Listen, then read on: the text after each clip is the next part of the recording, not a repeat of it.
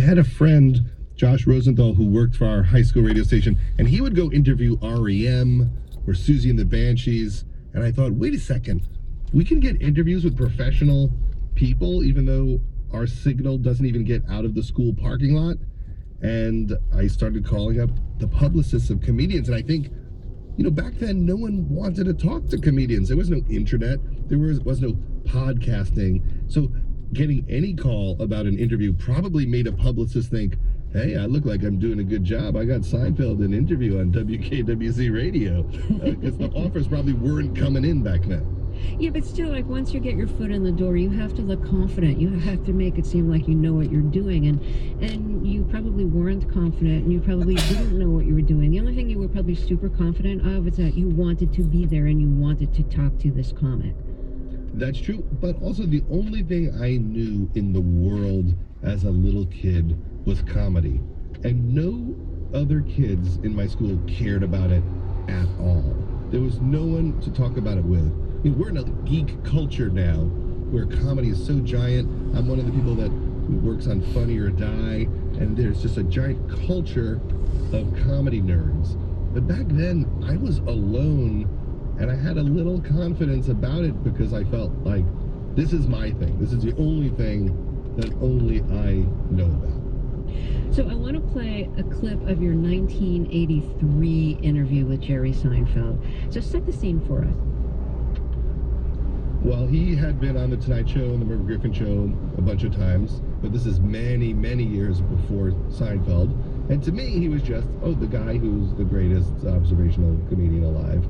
I'd seen him perform a bunch of times, and even back in 1983, he was the greatest. So I got a time to interview him in California. I visited my grandma on vacation and set up an interview with Seinfeld. I show up at his apartment. He's got zero furnishings. Literally, every wall has nothing on it. He is just all comedy. There's like a couch, chair, and that's it. And he opens the door. Me and my brother are there. He gives me a look like, oh, okay, children are here. And then he's incredibly nice. And I asked him, how do you write a joke? How do you become a comedian? And he was nice enough to explain all of it to me. This is, I think, a really interesting, insightful part of the interview that I want to play. So here's Judd Apatow, my guest, interviewing Jerry Seinfeld in 1983. And this is the lead interview in his new book of interviews with comics, Sick in the Head. And remember, Judd Apatow is 15 when he is recording this interview with Seinfeld. I'd like to talk about your type of comedy that you do. Mm-hmm. How do you describe it? It's sort of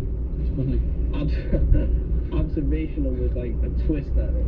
It's not, some people just tell a joke, like an observation, and that's it. But you add a whole new dimension on it.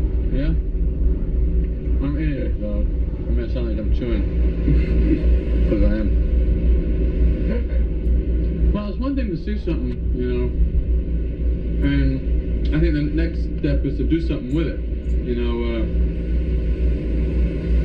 Like I'm doing this routine now about this guy that was on That's Incredible last year that caught a bullet between his teeth. And it's like you see a thing like that and you go, what the hell is that? A guy catches a bullet between his teeth. And now I don't know what's funny about that. But I think to myself, there's something funny about that. And that's what I like to do. Other comedians do different kinds of things, but that's what I want to do. And I've explored that, and I think, what job did he have before he got into doing that? What made him go, I'd rather be catching bullets between my teeth? I don't know, I have a whole routine about it, but to me that's funny. I don't know, that's the way my mind works, I guess. So how do you develop that? Trial and error. Just try out one joke. I had this other thing about how I don't remember his name. I saw this guy do it, right? Caught the bullet. I don't even know his name. Now, if he knew that I didn't know his name after seeing that, wouldn't he feel like, what the hell do I have to do? You know what I mean? Isn't that impressive enough for people to remember me? Or, what do I got to catch a cannonball in the eye? Or what is like... So it's like I just keep thinking on it until I, hit something. So that's an excerpt of Judd Apatow at the age of 15 interviewing Jerry Seinfeld. The whole interview is in his new book of interviews with comics called Sick in the Head. So that's a pretty interesting insight about how he takes an observation and has to like work through. So what's funny about that, and all the trial and error stuff. Did you love hearing that when you were 15? It transformed me.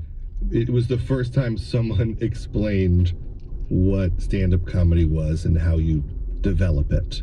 That was probably the most important moment of the 45 interviews I did as a kid. It was just simple. And also, Jerry Seinfeld grew up 2 towns over from me.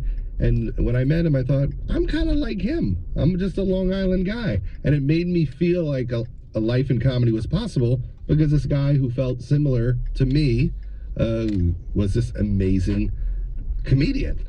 And then I asked him to do it again. We did another interview about 6 months later, and he said, why would I do it again? I already did one with you. And I said, well, you did the Tonight Show more than once. And then he did another interview with me. We did like another hour 6 months later. And that's the nicest guy in the world. So once he told you that he